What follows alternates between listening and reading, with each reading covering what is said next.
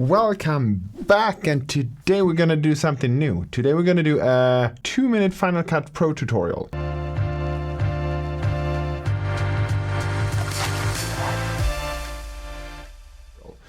And today we're gonna focus on how do you create these gaps, you know, when you have your timeline and then you would like to create, you maybe have one clip that is here, one clip that is there, and then you would like to create a little gap between those two.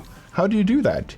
Well, let's jump into Final Cut Pro and take a look how you do that, because I've seen so many different ways that people are trying to create this little gap, space, distance between these clips, but I think I've only seen that once in one other channel. I can't really remember what channel it was, where they actually explain how you really should do that. So I think there is a gap in knowledge how you create those gaps.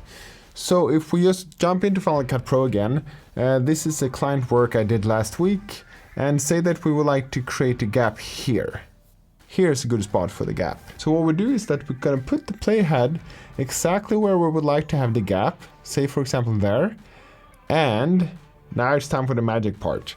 On your keyboard, press Option W.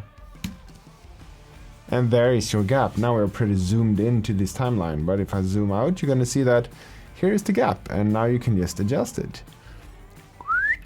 That is how you create a gap, distance, some air in your timeline in Final Cut Pro. Hope this Final Cut Pro tutorial is helpful, and if you like it, please give it a thumbs up and subscribe for more videos like this.